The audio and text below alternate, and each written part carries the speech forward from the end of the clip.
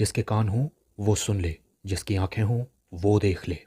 हम उन लोगों के लिए विशेष धन्यवाद देना चाहते हैं जो हमें एसबीआई पे, गूगल पे और पेपलिंक के द्वारा हमारी सेवकाई में बोते हैं। डिस्क्रिप्शन बॉक्स में दिए हुए लिंक से आप भी बो सकते हैं। ये हमारे 3 चैनल्स हैं और अब आप हमें टेलीग्राम पर भी ढूंढ सकते हैं।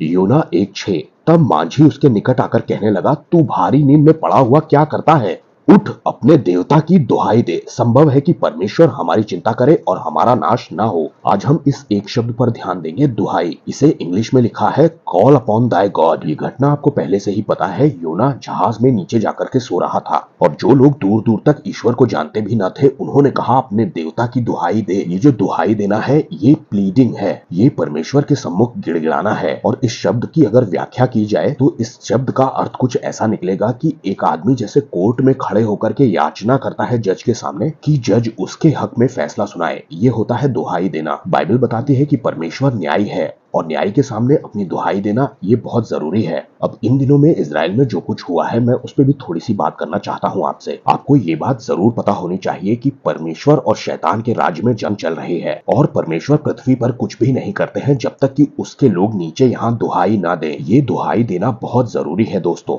तभी परमेश्वर कार्य कर सकेंगे। और ये बात यीशु ने इस तरह से कही है कि जैसे तेरी आसमान पर मर्जी पूरी होती है वैसे ही पृथ्वी पर हो। मतलब स्वर्ग में तो परमेश्वर की चल ही रही है, लेकिन अगर पृथ्वी पर परमेश्वर की चले ऐसा चाहते हो तो परमेश्वर को बुलाते रहना। ये एक्चुअली में एक तरह की दुहाई देना ही है परमेश्वर के सामने। इस पृथ्वी पर परमेश्वर का काम होता रहे। न्यायों 3:9। तब इजराइलियों ने यहोवा की दुहाई दी और परमेश्वर ने क्या किया? और उसने इजराइलियों के लिए कालेब के छोटे भाई ओत्नियल नाम के एक कंजी छुड़ाने वाले को ठहरा दिया और उसने उनको छुड़ाया। दुहाई देने से परमेश्वर ने एक छुटकारा देने वाले को ठहरा दिया है। ये हुआ सिर्फ और सिर्फ दुहाई देने की वजह से। आज आपको और मुझे इजराइल के लिए दुहाई देने की बहुत ज्यादा जरूरत है, क्योंकि यही वो तरीका है कि परमेश्वर इजराइल के पक्ष में हस्तक्षेप करेंगे। बाइबल एक तरह का पैटर्न है दोस्तों। अगर आप इसे समझ पाए तो आप परमेश्वर से कभी बहस नहीं करेंगे। भजन 78 में यानी 78 में मैं आपको एक और चीज दिखाता हूँ। 34वीं आयत में लिखा है, जब जब वो उन्हें घात करने लगता था तब तब वे उसको पूछते थे। इंग्लिश में लिखा है, they return and inquired early after God. और फिर करके ईश्वर को यत्न से खोजते थे।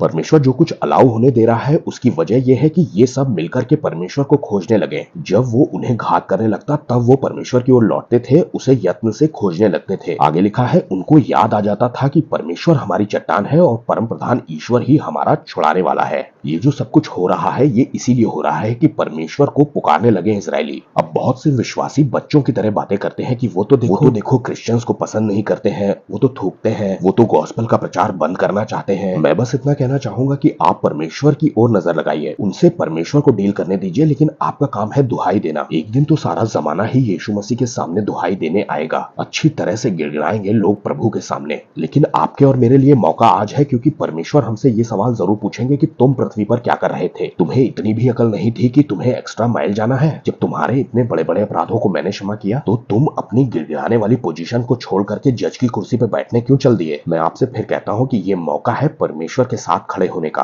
परमेश्वर इस समय पृथ्वी पर क्या करना चाह रहा है ये समझ लेना, यही है आत्मा में चलना। और जो आत्मा के चलाए चलते हैं वही परमेश्वर के बेटे बेटियां हैं, दूसरे नहीं। और यहाँ तक कि अन्य जाति भी जानते हैं कि मुसीबत के समय में अपने देवता की दुहाई दी जाती है। सबको जय मसीह की।